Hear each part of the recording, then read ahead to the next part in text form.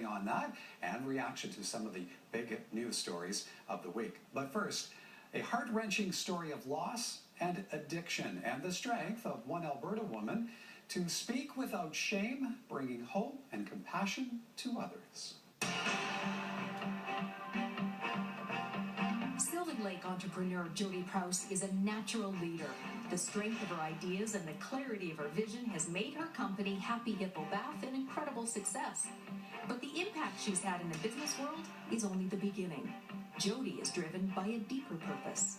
I am the daughter, stepdaughter, granddaughter, niece, cousin, and sister to alcoholics. All her life, Jody witnessed the impact of alcoholism on her close-knit family.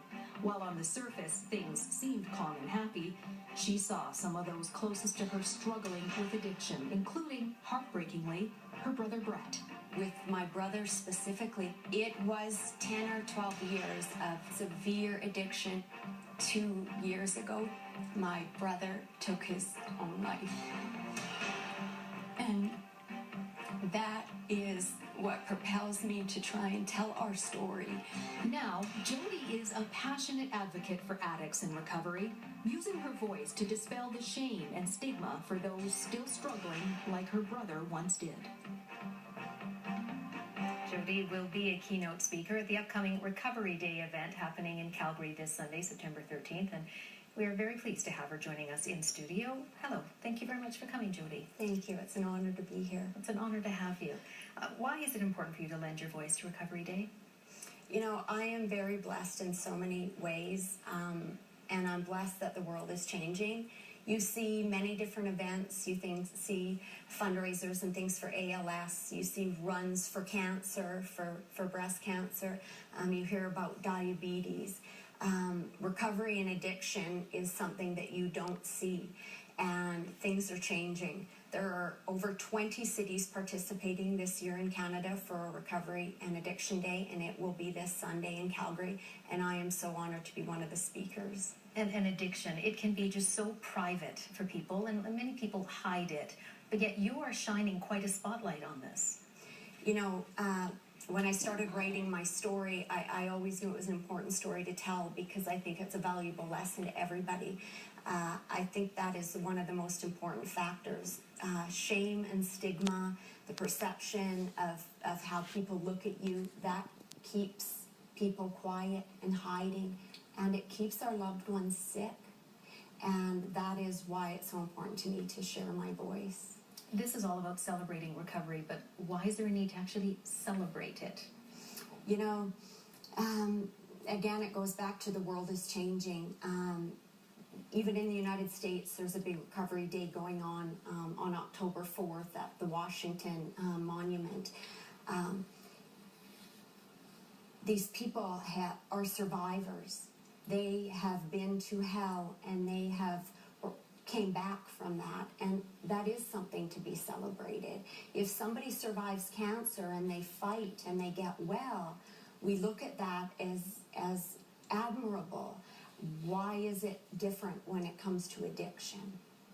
And not just for those who are the recovering addicts, but for the family members. You know, I think that's a real important part of my story is that addiction is a family disease, and I really believe that it will take a family to turn it around.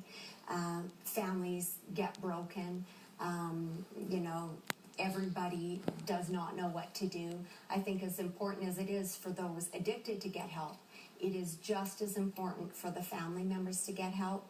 I always say stay aligned as a family, agree to disagree, listen to the professionals.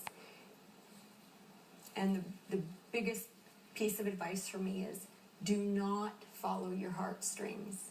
Listen to what the professionals and the people that know so much more than we do say to do, because your loved one's life depends on it. And that's so hard for you, I understand, to talk about it and think back, and we thank you for doing that.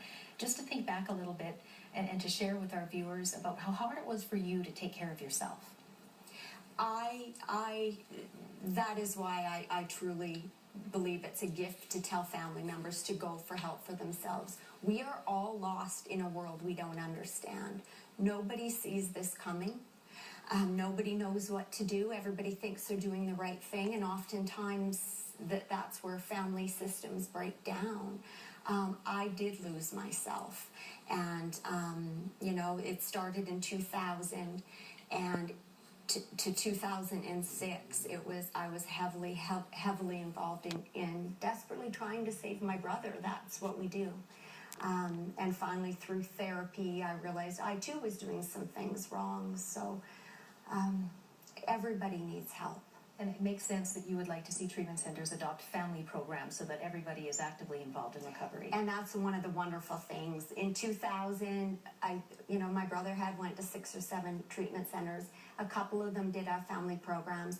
Now more and more are adopting them. That would be one of the things, you don't know where to send your loved one. That would be very high on my priority list, so that everybody is involved in treatment. When they come back, of course, they know what to do and we don't.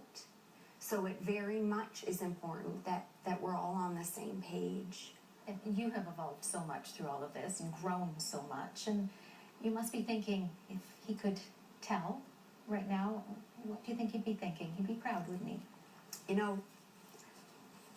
The brother I knew, the one with the big heart and the warm smile, if he saved one person because of this story, he would be so profoundly happy. And especially young people. My brother loved children, and addiction a lot of times does start very innocently, especially alcoholism. When we send our children off to, college or university or even in high school, we may all be blessed that they may never try drugs.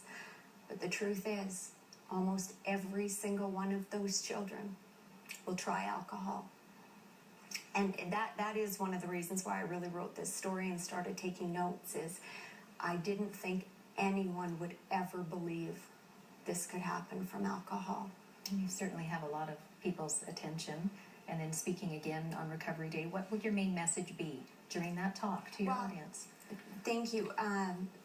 Most everyone that's speaking is, of course, those in recovery, and that's not my point of view.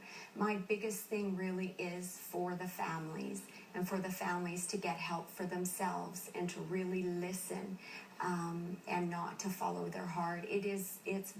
You believe you're doing the right thing because love is leading you. And, it's not about love. And if it was, my brother would still be here. Jody, thank you. Thank you. I really appreciate you sharing our story. And thank you very much for having me. And best of luck to you when the book is out. Thank you. That is Jody Prowse. She is keynote speaker coming up on this Sunday's Recovery Day event in Calgary.